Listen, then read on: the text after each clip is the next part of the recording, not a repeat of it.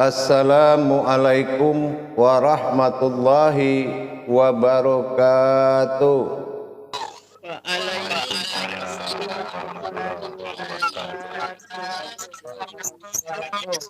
Alhamdulillah, alhamdulillahi rabbil alamin.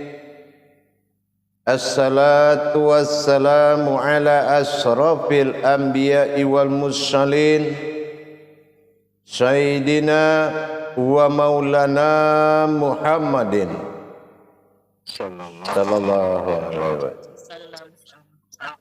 Ashhadu an la ilaha illallah wa ashhadu anna Muhammadar Rasulullah.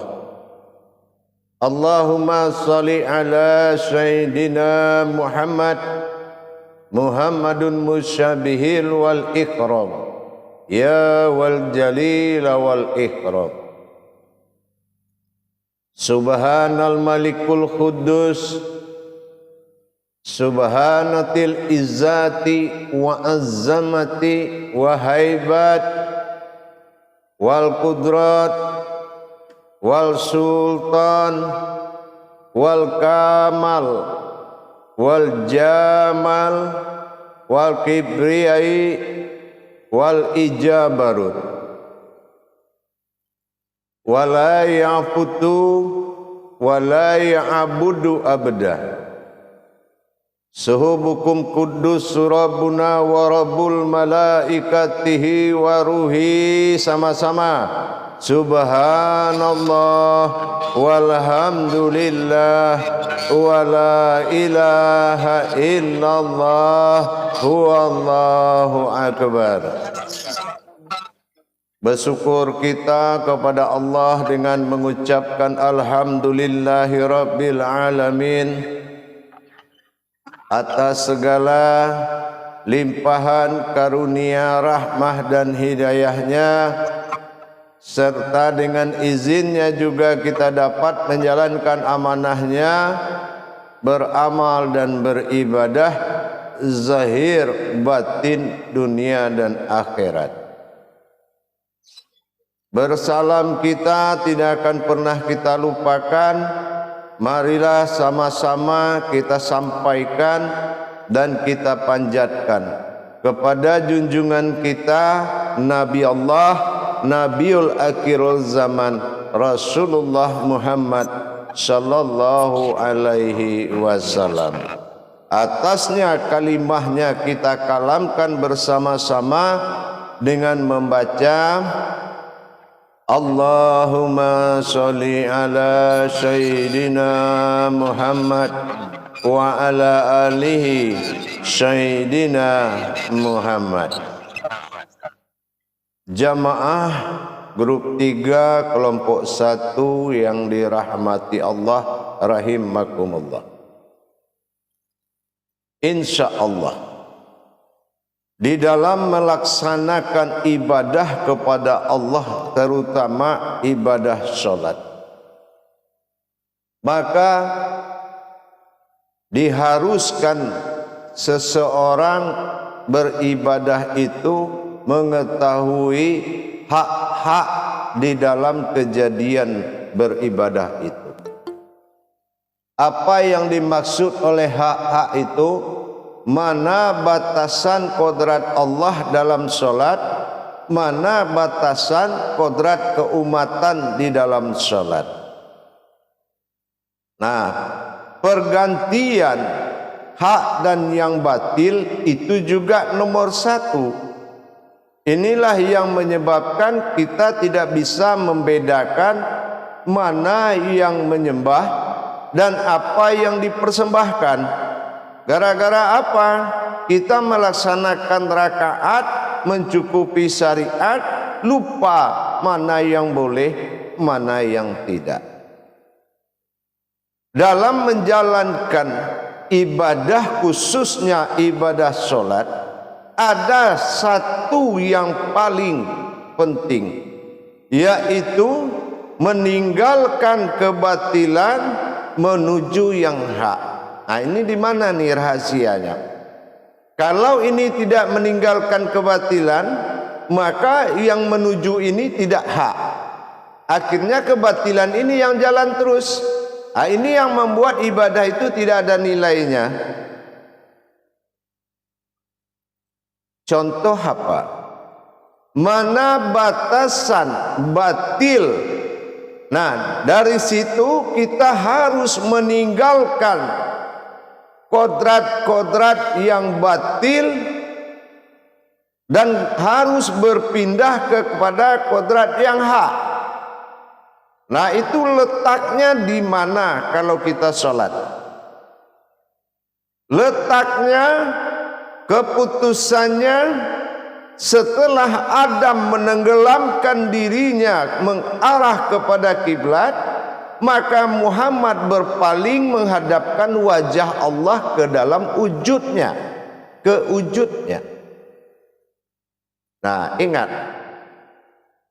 batasannya setelah Adam menenggelamkan kodrat kemanusiaannya ke arah kiblat, maka yang akan menghadap ke dalam batin bilah itu adalah Muhammad yang menghadapkan wajah Allah ke wujudnya di dalam hati kita. Nah, ini wajah Allah. Ya, ini wajah batinnya Allah. Wajah Allah itu tidak ada, cuma wajah batinnya ada. Dikatakan wajah batin itu wajah yang tidak ada menyerupai dengan sesuatu pun.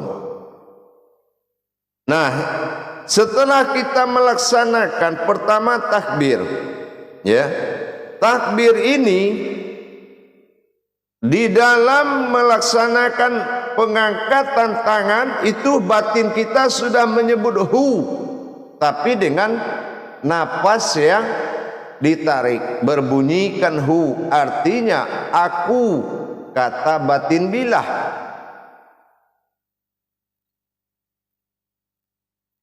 Setelah diri ini penuh, naik serentak dengan tarikan napas. Nah, ini yang dibuang apa nih? Ini naik, yang terbuang siapa? Itu wujud mu'ad. Wujud mu'ad itu yang makan, yang minum, yang bicara, yang segala macam sifat manusianya namanya mu'ad. Tapi di saat kita mau menaiki sajadah, bawa tenang dulu diri kita. Selesaikan qabla mutu, perasaan akan mati di saat kita sudah melihat kepada maghrib. Di saat ini kita menyadari kita berdiri lurus menghadap ke maghrib, artinya ya bapakku Adam, inilah saatnya kita berpisah. Ya, sadar kita. Begitu naik diri tadi,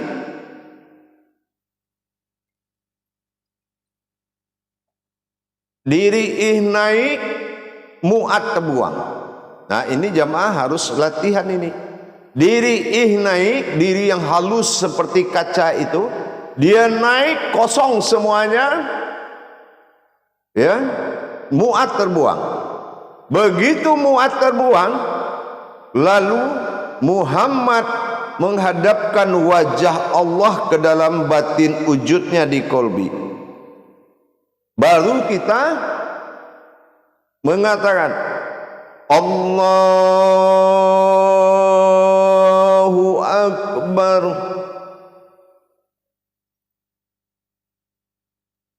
Yang tinggal siapa? Yang tinggal wujud am. Ya. Yang tinggal adalah wujud am dan wujud yang naik tadi. Allah dimasukkan ke dalam kolbi lagi menuju titik wujud Allah. Ini diantarkan lagi Allah. Nah, gunanya telapak tangan ini mengantarkan diri tadi yang naik tadi, diantarkan lagi turun, ya. Allah. Nah, aku kan naik tadi hu ya. Hu. Aku. Allah. Nah, aku katanya.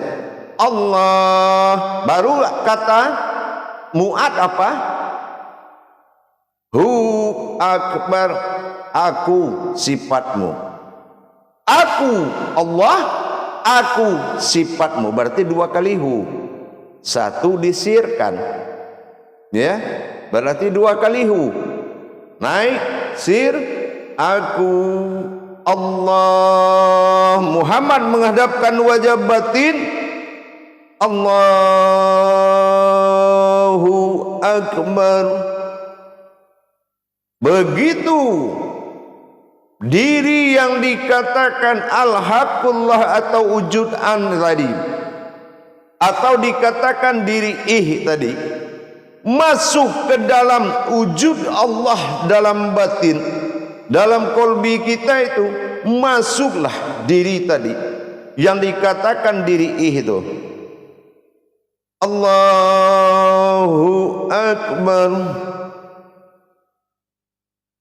Yang kita lihat apa?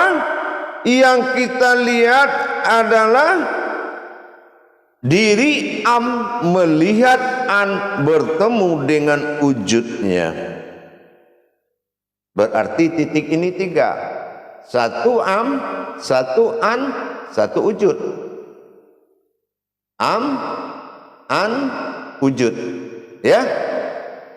Kalau sudah selesai merasakan tiga kodrat tadi, baru siap-siap mengatakan inna sholati. Kata siapa? Kata wujud an. Ya. An, dia mengatakan inna sholati wa nusuki wa mahyaya wa mamati lillahi rabbil alamin.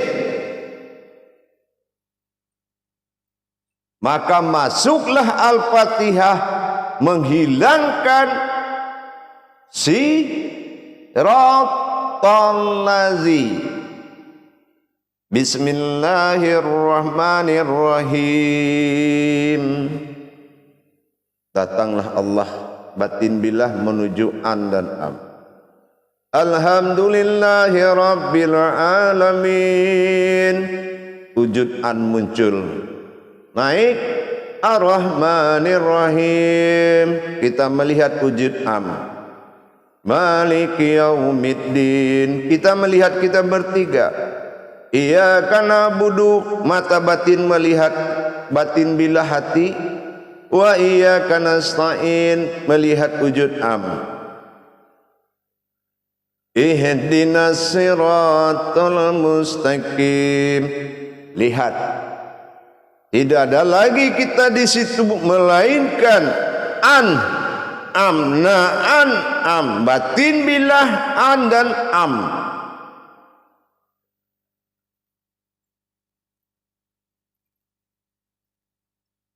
Sampai amin. Nah, jadi saya ulangi lagi. Perpisahan hak dan batil, sempurnakan Adam maujud melihat kepada matahari terbenam atau maghrib. Perasaan kita akan berpisah dengan ayahanda kita Adam alaihissalam. Dan di saat naik wujud tadi atau dikatakan daripada an, maka Muhammad menghadapkan wajah Allah. Ini saya periksa solat jemaah, ternyata tidak menyujudkan. Muhammad memperlihatkan wajah Allah di saat menyebut Allahu Akbar. Saya lihat tidak sungguh-sungguh di situ. Semua jemaah tidak sungguh-sungguh di saat Muhammad menghadapkan wajah Allah.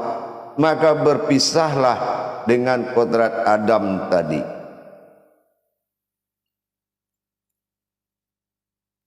Inilah yang dikatakan yang menyembah sudah meninggalkan kodratnya. Yang dipersembahkan wujud an dan wujud am. Am disuruh sholat karena dia berjanji, aku zahirkan engkau untuk menyembah.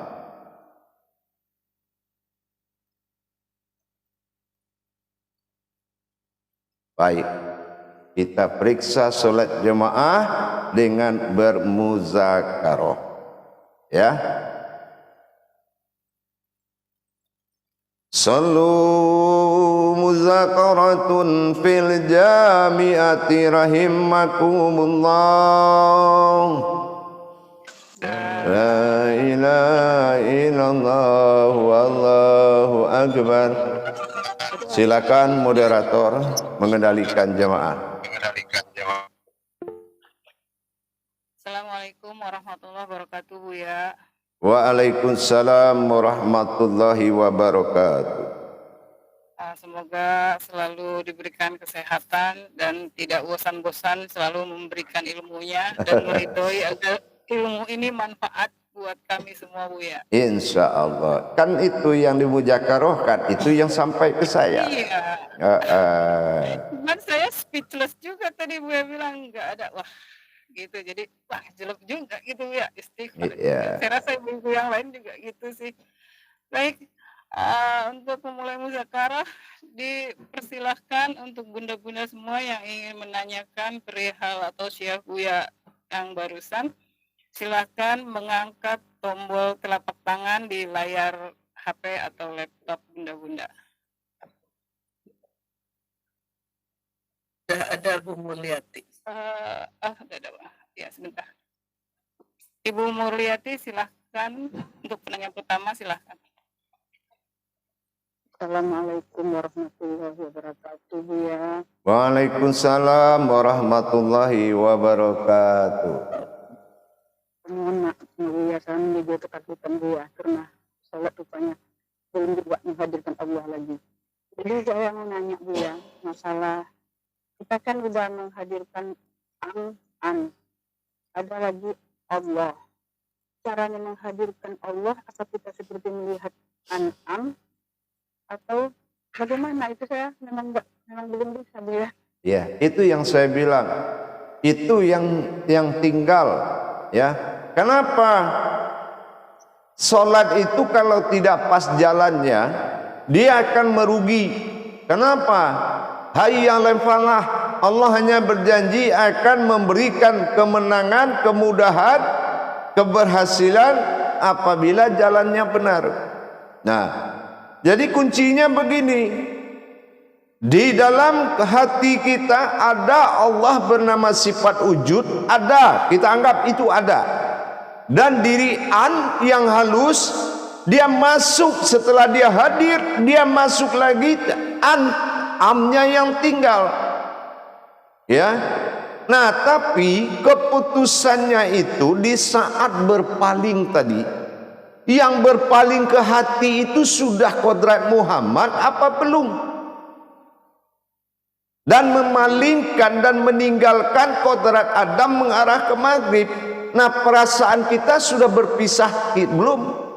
Karena itulah yang dikatakan qabla mutu anta mutu. Salat itu kejadiannya mati dan membuat kematian, merasakan mati sebelum mati. Nah, waktu tangan kita dilipat setelah diantarkan wujud an tadi menemui wujud Allah, batin bilah namanya. Penting niatkan ke situ dulu. Nanti kalau Allah sudah percaya, dia baru buka mata batin itu. Kalau memang niat. Karena banyak jemaah grup 3 enggak niat sholat. Niatnya apa? Tidak niat ingin ketemu Allah. Gitu, masih ada, bukan semuanya, ya. Nah, itu. Jadi saat berpaling itu sudah kodrat Muhammad belum? Dan kita melipat tangan itu, kita diamkan 3 detik, 4 detik, merasa benar-benar kita sudah berpisah. Hanya kodrat Muhammad yang berwujud am tadi. Apakah am ini sudah betul-betul menghadapkan wajah Allah? Allahu Akbar. Ini wajah ini maksudnya. Kebanyakan saya lihat sholat jamaah itu dia kayak air mengalir aja. Derat. Dan annya tidak dimasukkan saat menurunkan tangan ke dalam kolbi. Makanya titik iya itu 2. Karena wujud an ketemu dengan batin bilah. Kita ukur, kita luruskan jalannya dulu. Jangan kepingin melihat dan jangan kepingin merasa, itu dah salah. Kita luruskan jalan hakikat ini dengan sebenar-benarnya dulu. Itu tugas. Paham? Tingkatkan kesadaran tadi. Kita mulai naik sajadah. Sudah berasa bahwa akan terjadi perpisahan dengan wujud mu'ad yang berkodrat Adam. Mu'ad tahu kan? Wujud mu'ad, kan tahu kan, sudah dikaji. Makan, minum, menonton, segala macam itu wujud mu'ad. Berarti kuasanya Adam. Berarti ya akan berpisah dengan dia. Itu ayah kita. Adam alaihissalam itu adalah ayah kita. Ayah kodrat namanya. Kalau ayah yang di rumah itu ayah amanah. Pernah enggak Robitah sama ayahnya? Ayah kodratnya pernah ngirim enggak? Ini termasuk anak yang durhaka. Ya. Abaihi itu summa illa arwahi wa abaihi. Abaihi itu Adam. Ummahatihi, ibu kita Hawa, Siti Hawa. Itu ibunda kita. Summa ila arwahi wa abaihi wa amwahatihi, ya kan? Wa khususon arwahi, kalau bapak kita masih hidup, wa khususon hadratin abaina. Kalau ibu kita masih hidup, ummahatina. Gak ada nih, yakin saya grup 3 ini gak ada begitu. Coba gimana bagaimana ilmumu berkah, ke orang tua aja enggak benar. Itu kan ridho Allah wa ridho yaukum. Ridho orang tua itu ridhonya Allah. Coba itu harus ditingkatkan. Maghrib tuh orang tua kandung amanah, orang tua kodrat harus dikirim Al-Fatihah. Baru wa khususon orang tua batin, Syekh Nur Muhammad, Buya Irwan, Maulana Al-Khalidi. Saya yakin nama saya juga masih ada yang belepotan nyebutnya.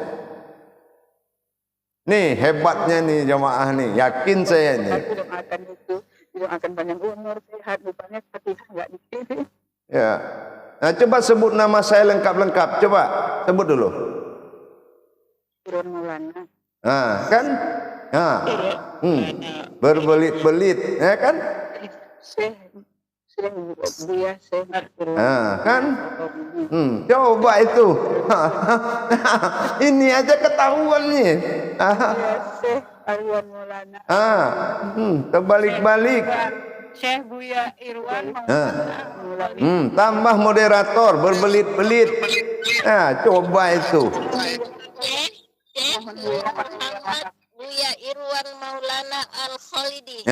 Tuh baru benar tuh. Ya. Nah, orang tuamu 3. Orang tua kodrat Adam alaihissalam. Orang tua amanah itu yang di rumah, yang melahirkan. Dan orang tua batin itulah mursidmu. 3 orang tuamu. Enggak ada yang sampai kirimannya.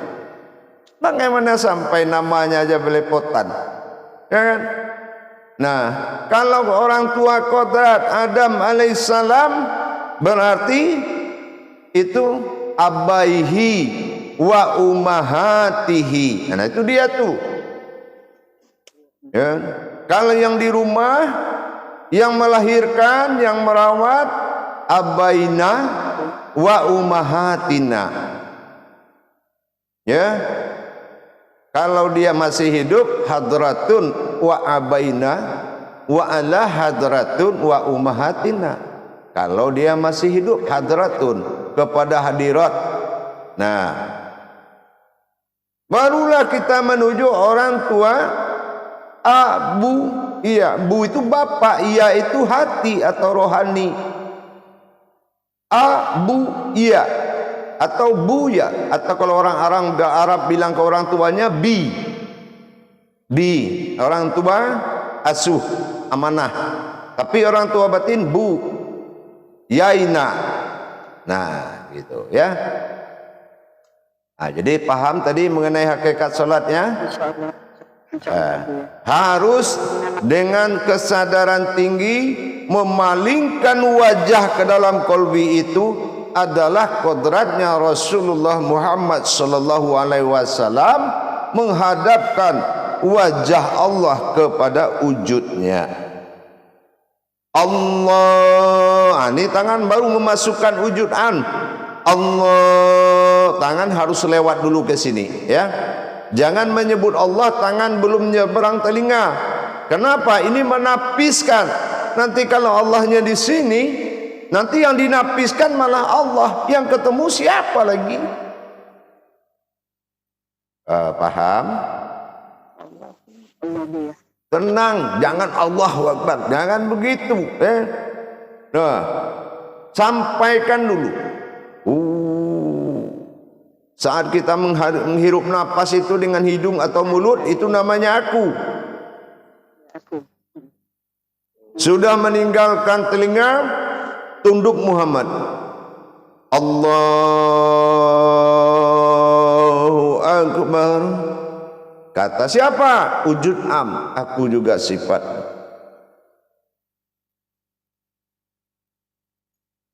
Nah, paham? Ya, coba yang lain insyaallah. Terima kasih banyak Buya. Assalamualaikum warahmatullahi wabarakatuh. Waalaikumsalam warahmatullahi wabarakatuh. Terima kasih Ibu Mulyati untuk pertanyaannya, dan juga terima kasih kepada Buya untuk penjelasan dan jawabannya. Selanjutnya, pelannya berikutnya ada Ibu Mira. Silahkan Ibu Mira.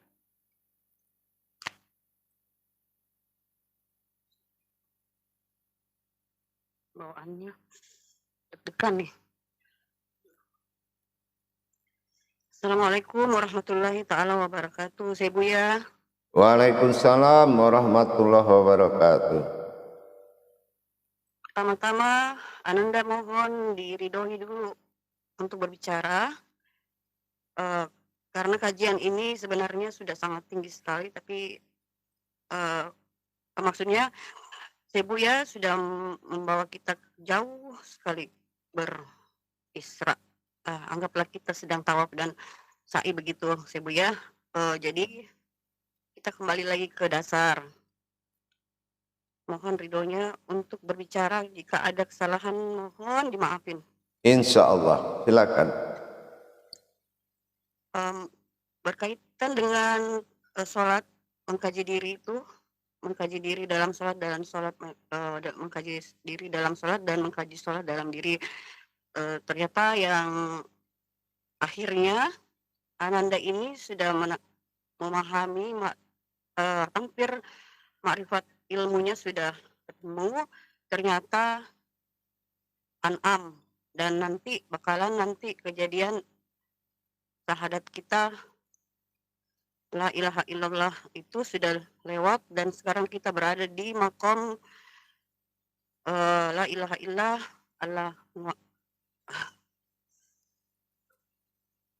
al-malikul haqqul mubin Muhammad abduhu. Aduh, bentar. Nah, pertanyaannya saya Buya, tadi kalau mau dites soal sholat, apabila kita sudah paham bahwa mulai dari mengambil air wudhu itu kita pada saat kita mendengar azan itu kan dari ifa'alus sholat kita sudah bertajalli dan masuk ke iqamatis salah. Pemahaman itu iqamatis salah itu berarti sudah hampir fanafillah. Nah, setelah berwudu pun itu sudah menghilangkan semua keakuan manusia, muatnya. Mohon izin lagi disambung dan naik ke sajadah pun la qadratana fil jasad alal adam, la qadratun fil rohani ala Muhammad itu dan seterusnya itu sudah menyatakan bahwa muat kita sudah tidak ada, alias maghrib itu Adam sudah tidak ada.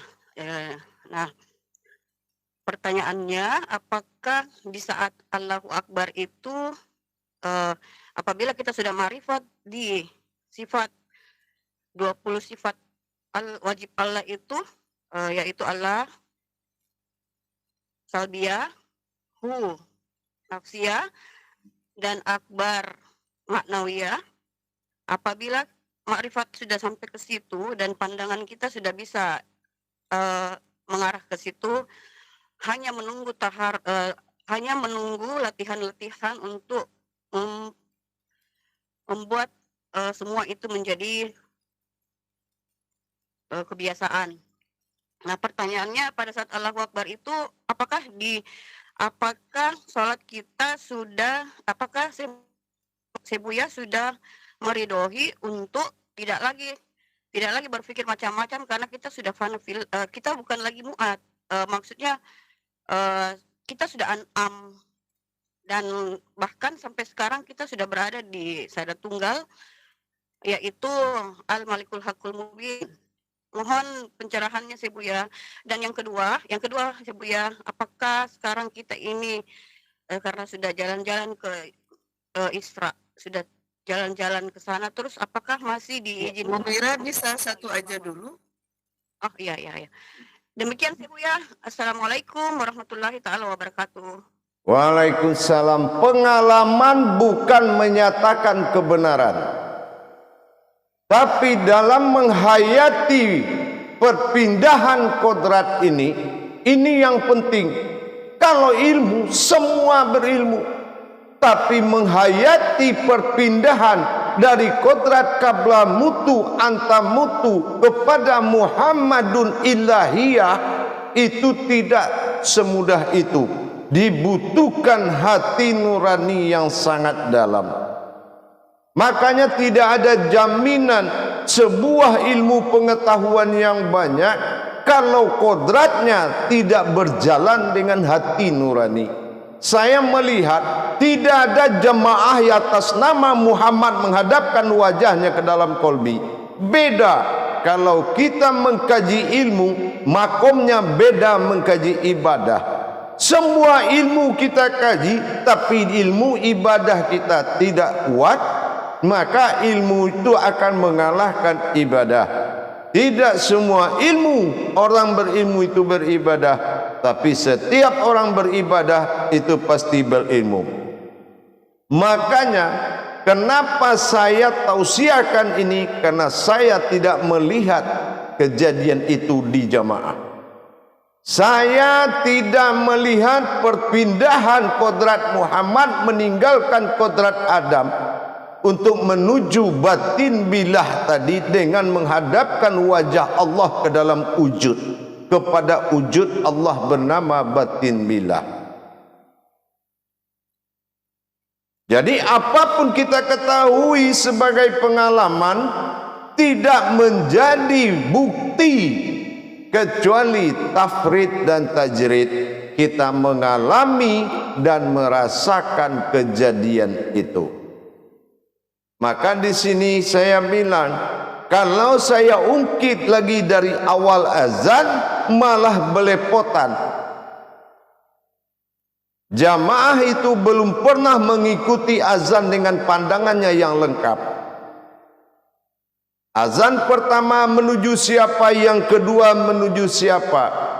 Tidak pernah terjadi Nah, ini makanya kembali kita harus mengkaji lagi. Kenapa? Solat ini 7 tingkat, bukan 2, bukan 3. Ini baru An'am, baru yang kedua, belum yang ketiga, yang keempat. Kenapa?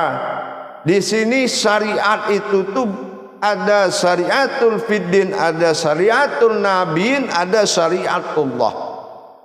Jadi kita harus meningkatkan pemahaman derajat solat kita. Paham? Insyaallah. Insya Allah. Benci dengan Sebuya. Iya. Sebuya tidak ridho. Bagaimana kami bisa sampai Sebuya? Semua itu bukan mengenai ridho atau tidak ridhonya, tetapi perjuangan dengan hati nurani itu yang dibutuhkan. Allah memang Tuhan di mana tempat kita meminta, tapi Allah tidak suka orang yang hanya bisanya meminta. Dan di sini butuh perjuangan. Riyadah alal mujahadah. Berlatihlah dan berjuanglah. Bagaimana kita mentiadakan diri dan mewujudkan diri an dan am. Begitu. Insya Allah. Yang penting saya akan mengikuti terus perkembangan rohani jamaah itu sampai kepada titik kebenarannya. Ya, kalau bukti ridho semua saya tanggung. Tidak ada ulama yang berani menanggung dosa orang yang latihan solat kecuali mursyid. Ya, itu kan bisa jadi dianggap memperolok-olokkan ibadah. Tapi riyadah alal mujahadah di jalan tauhid itu dibenarkan dan ditanggung oleh mursyidnya sendiri. Kurang apa ridho saya? Tapi saya harus memperjuangkan kebenaran Allah. Saya harus berpihak kepada Allah dalam menuntun jamaah agar sampai bermuka syafah di dalam solatnya. Paham? Insyaallah Sebuya. Ya. Jadi seperti juga Nabi Musa. Nabi Musa itu pernah ditanyanya ke Jibril, wahai Jibril, kenapa Allah itu tidak tidur-tidur? Apa kata Jibril? Nanti saya tanya dulu kepada Allah. Begitu jawab Jibril, datang lagi, kata Allah, tolong engkau Musa pegang air 1 gelas dan jangan turun-turunkan sebelum perintah Allah datang. 3 malam dia tidak tidur, tumpah air karena dia ngantuk. Ya, datang lagi Jibril mengatakan, baru 3 malam kamu tidak tidur, air sudah tumpah. Bagaimana Allah sempat tertidur sesaat aja, maka binasa semua umatnya dimakan hukumnya. Nah, begitu juga yang saya lakukan. Sempat saya tidur sesaat, maka jemaah akan terjadi dosa besar di dalam menjalankan latihan dan mujahadah. Nah, ini makanya digunakan kesempatan ini dengan baik. Paham?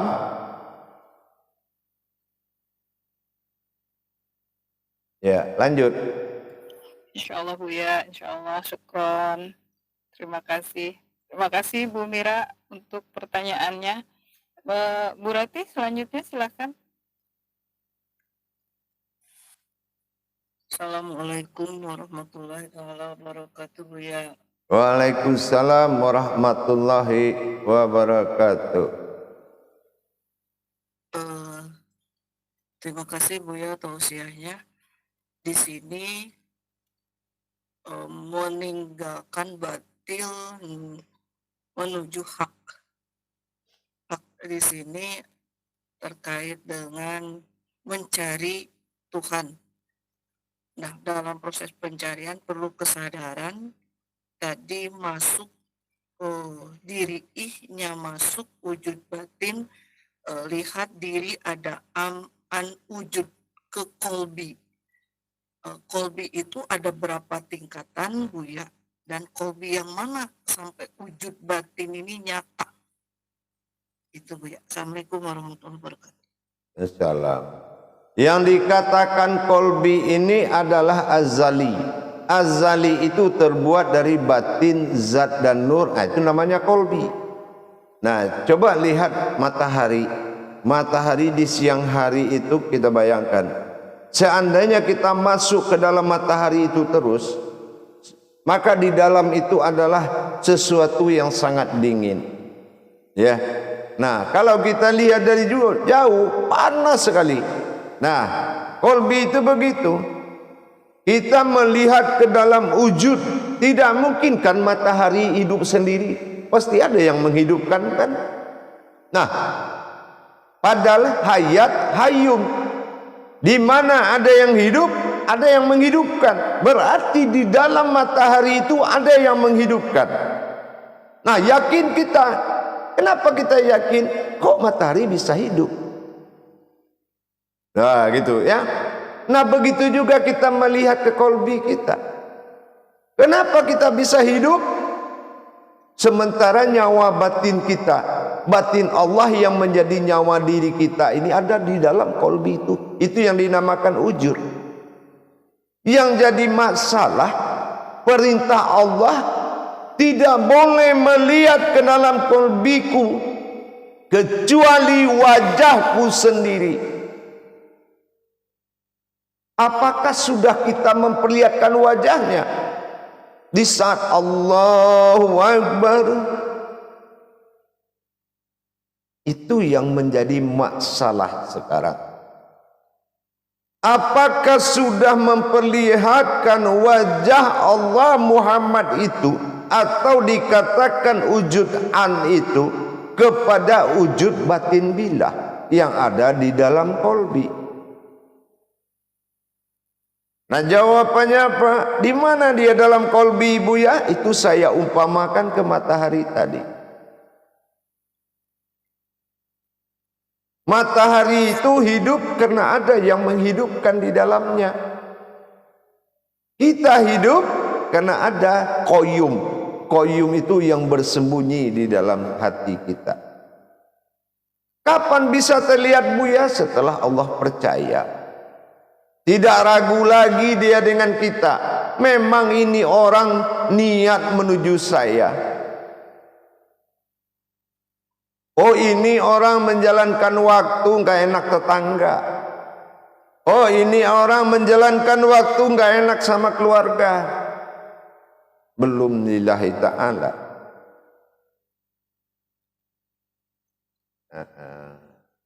Lanjut. Terima kasih Bu ya. Sadaqallah barakallah. Alhamdulillah. Assalamualaikum warahmatullahi wabarakatuh. Waalaikumsalam warahmatullahi wabarakatuh. Terima kasih Bu Rati untuk pertanyaannya. Juga terima kasih kepada Buya untuk jawabannya. Selanjutnya Ibu Eka silahkan. Assalamualaikum warahmatullahi ta'ala wabarakatuh Buya. Waalaikumsalam warahmatullahi ta'ala wabarakatuh. Mungkin kita akan banyak bertanya, mungkin saya hanya berterima kasih kepada Buya.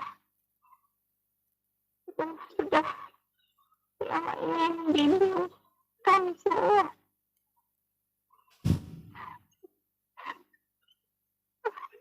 Tidak dapat diungkapkan rasa terima kasih untuk semua cerita ya Buya. Insya Allah. Hanya itu Buya. Semoga kami bisa beribadah dan berjumatan lagi. Hanya itu Buya. Mohon kami. Terima kasih. Iya. Assalamualaikum warahmatullahi wabarakatuh. Iya. Insya Allah mudah-mudahan niat kita sama-sama diijabah oleh Allah. Ya. Karena bagaimanapun assalamualaikum waalaikumsalam saling menyelamatkan. Itu yang penting. Jadi kalau saya menyelamatkan jamaah, jamaah selamatkan juga saya. Artinya apa? Dengan bersungguh-sungguh menjalankan. Itu berarti sudah menyelamatkan saya gitu. Itulah yang paling penting gitu ya. Insya Allah mudah-mudahan lah ya. Baik, alhamdulillah. Mudah-mudahan doanya mabrur lah insya Allah. Karena kita begini, jamaah, ibarat sebuah air putih. Air putih itu dikasih gula, maka dia akan bernama air manis. Ya. Siapa yang bertanya pasti kita mengaku air manis, karena manis sekali. Tapi jangan lupa, yang manis itu, yang membuat kita berderajat manis itu karena kadar Allah di diri kita. Yang kita tetap air putih yang ikhlas diberi gula. Jangan kita lupa, meskipun kita mengaku air manis, tapi kita adalah air putih biasa, yang suatu saat akan hitam, suatu saat akan kuning, akan hijau. Nah, karena janjinya menerima gula, maka pertahankan, biar gula saja yang datang. Jadi pertahankan gitu. Jadi mudah-mudahan kalau masuk pemahaman lain-lain, mungkin akan warna-warninya terjadi hijau, hitam, kuning, dan ini sudah keluar dari perjanjian. Perjanjiannya apa? Jadi manis. Nah, berarti kita nikmati kehidupan Allah. Nah, kalau air putih ini sempurna, kalau manis, karena datanglah gula, gula itu adalah Allah, maka kita jagalah hubungan baik. Sama seperti yang pernah saya bilang, ibarat sebuah cabai. Kita cabainya, pedasnya itu Allah. Tidak mungkin Allah berpisah dengan diri kita. Tidak mungkin cabai itu akan jauh dari pedasnya. Yakin kita, Allah adalah hidup kita. Bukan hanya Tuhan yang disembah, tapi adalah diri yang hidup, diri yang menjadikan kita hidup. Begitu kita harus terapkan, insya Allah. Baik, silakan diteruskan. Terima kasih Bu ya, terima kasih Bu Eka. Untuk ibu-ibu yang lain yang ingin bertanya, tadi ada Bu Erni ya, Bu Erni.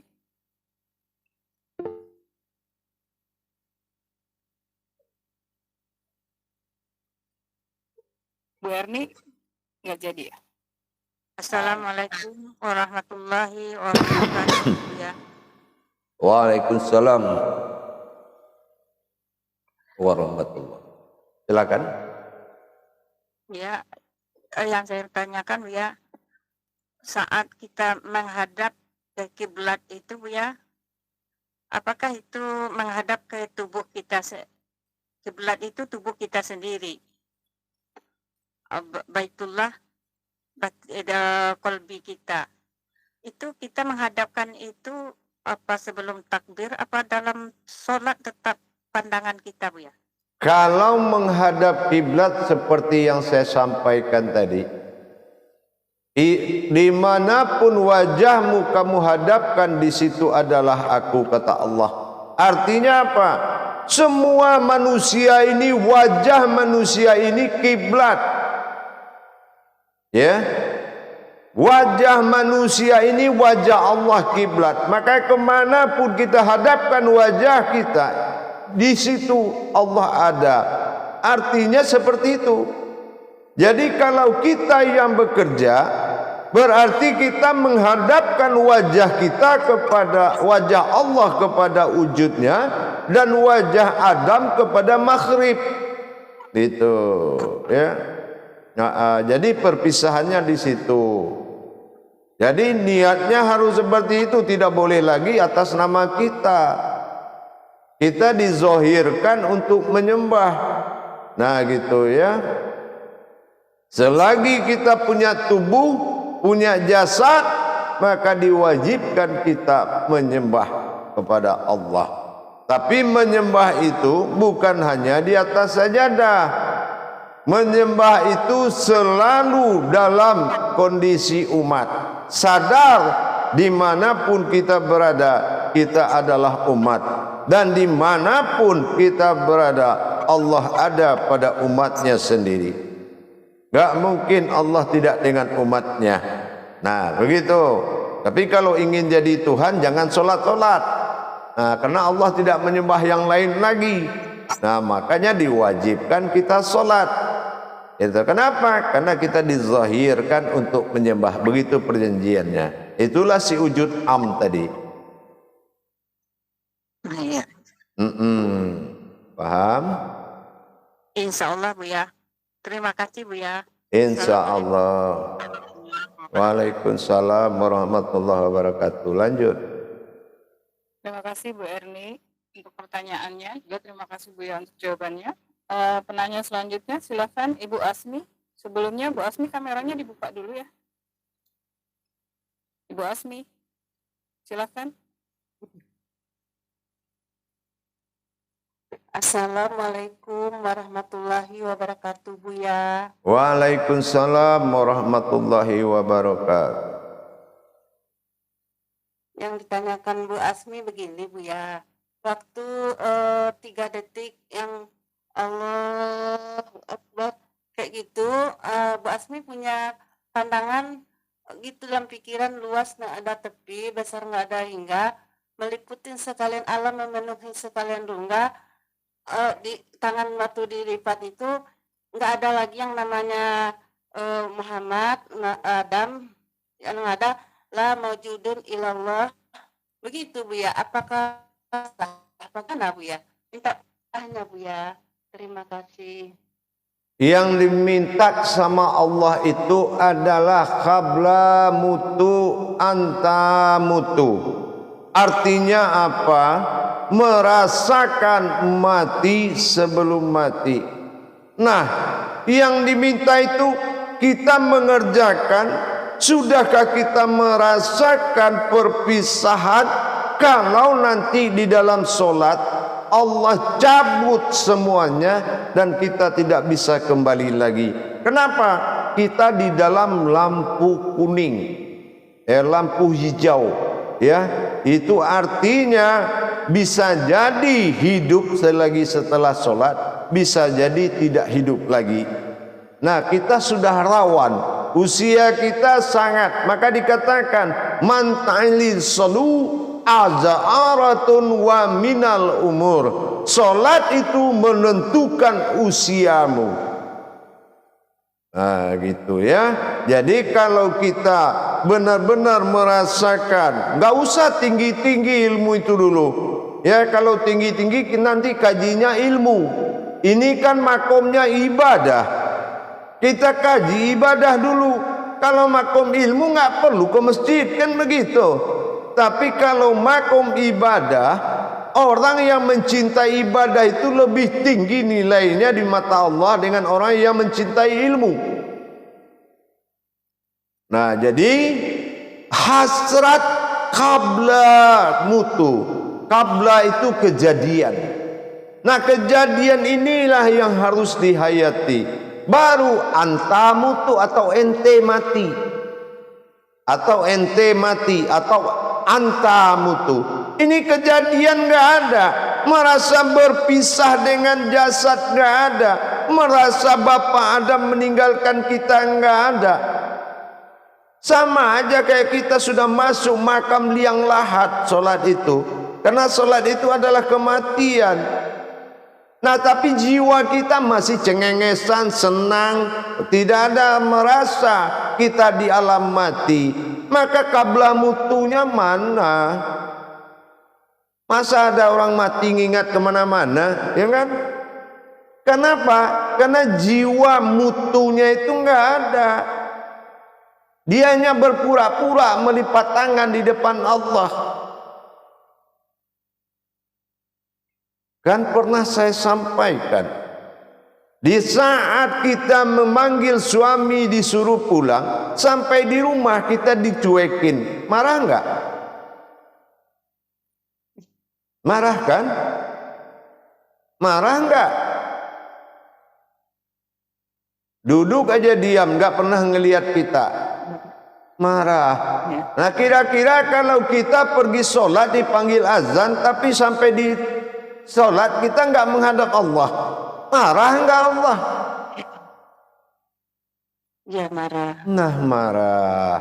Nah itulah kiasannya. Jadi kenapa? Ada sholat itu rumusnya apa?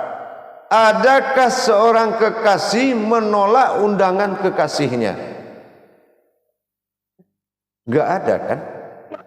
Nggak ada. Gak ada. Gak ada. Tapi kalau kita berani menolak, berarti kita tidak kekasihnya, betul nggak? Betul. Nah, udah artikan aja setiap sholat kalau nggak dikerjakan, berarti kita menolak menjadi kekasih Allah. Karena yang dia panggil adalah kekasihnya. Siapa kekasihnya? Nuraninya. Siapa lagi? Rohani. Aku kan panggil nuraniku. Aku kan panggil rohaniku. Kenapa kamu halangi? Kenapa kamu tidak antarkan? Siapa kamu? Makanya ditanya, man rabbuka? Kenapa saya jadikan rohaniku sebagai dirimu, nuraniku sebagai jasadmu? Begitu saya panggil, kamu nggak datang. Siapa yang melarang? Siapa yang berani memutuskan hubungan saya dengan rohani saya? Kalau ini saja dimasalahin di kuburan, nggak ada kita yang masuk surga. Coba, Nabi Adam bersalah kepada Allah, berapa jumlah salahnya sampai dia dikeluarkan dari surga? Satu. Makan buah kuldi. Betul nggak? Buah kuldi. Satu aja sudah keluar surga, gimana kita? Banyak salah. Iya kan? Nah, memang kita berada di alam dosa. Kenapa dibilang alam dosa? Kufur Allah, iblis kepada Allah dengan tidak menyembah Adam. Dia lempar ke bumi, jatuh di laut, iblis bisu ikan. Berdosa Adam melawan perintah Allah, larangan Allah, dimakan buah kuldi, dilempar ke darat, bisu hewan. Terus kita ini berada di antara dua dosa. Allah paham, tapi jangan kita tidak cepat-cepat mencari jalan ke kanan syirik, ke kiri sihir. Kita harus lurus di jalan tauhid, karena hanya ada jalan satu, ihdinas siratal mustaqim. Kanan syirik, ke kiri sihir. Itulah dosa yang turun ke muka bumi ini. Paham? Jadi yang penting tingkatkan pemahaman rasa di dalam menjalankan ibadah. Yang terutama perpisahan hak dan batil dalam melepaskan mu'ad menuju am yang menuju an menuju batin billah.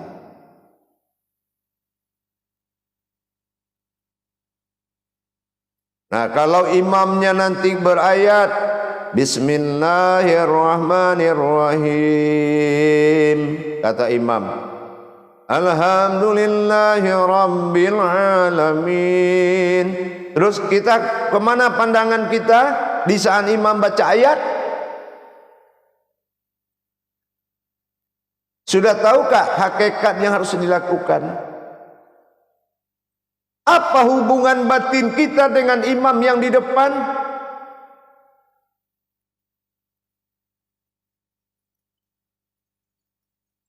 Ingat, saya sudah mengajarkan tauhid kauniyah. Begitu imam membaca ayat, kita melihat kepada gua Hira, yaitu kolbi kita. Keluar suara itu di kolbi, digerakkan oleh jantung, disampaikan oleh mulut, masuk ke dalam kolbi lagi. Dan kita harus berpandangan seperti itu. Kalau tidak, batal ibadah tinggal amaliyah.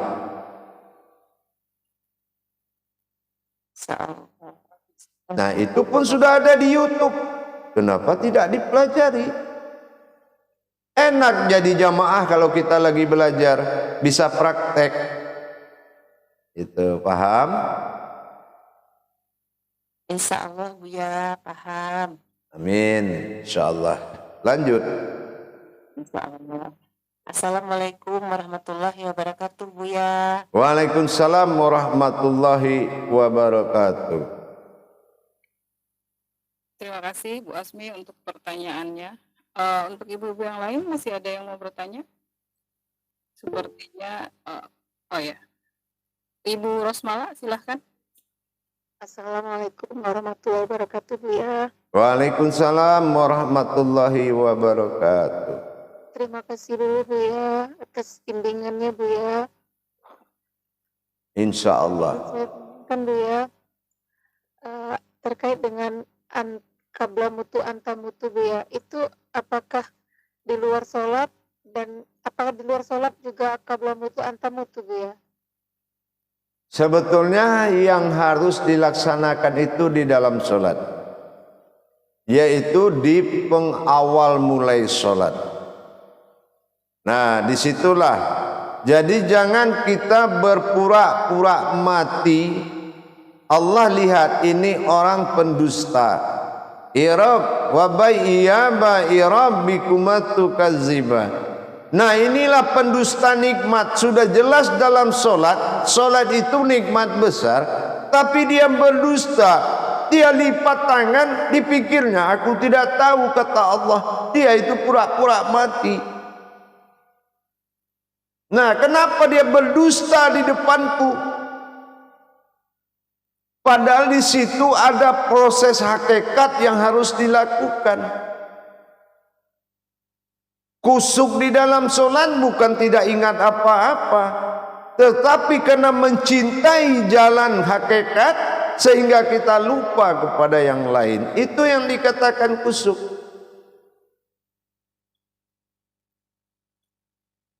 Sampai kapan mau mendustai Allah begitu? Ya kan?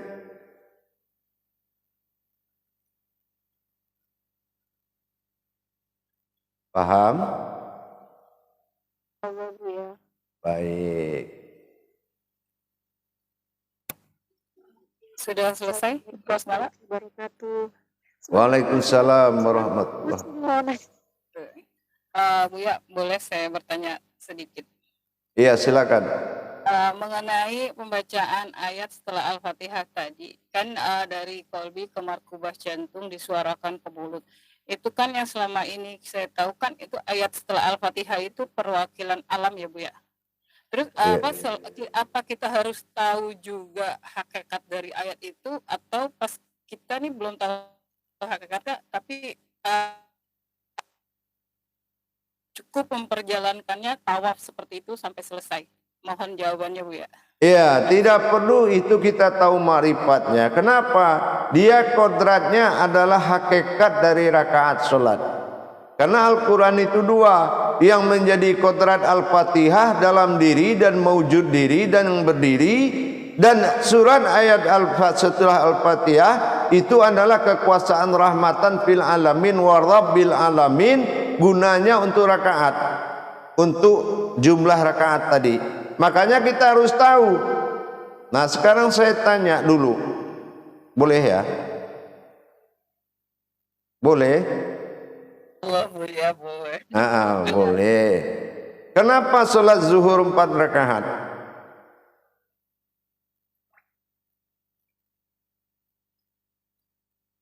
Coba lah itu, ya kan? Coba suaranya. Kemarin tuh udah dibahas Bu ya, cuman speechless juga nih, jadi lupa juga. Karena itu termasuk PR tuh. Terkait dengan Nur, Adam, ilmu, Nur, Adam, ilmu, sahadah. Nah, Nur, Adam, ilmu, sahadah. 4 rakaat berarti surat yang akan dibaca untuk kodrat rakaat tadi. Apapun suratnya silahkan, ya, karena 6.666 empat kali 6-nya, di dalam 6 itu juga ada angka 6 itu 4444. Nah, ya kan? Nah, gitu. Itu yang diterjemahkan oleh 114 surat.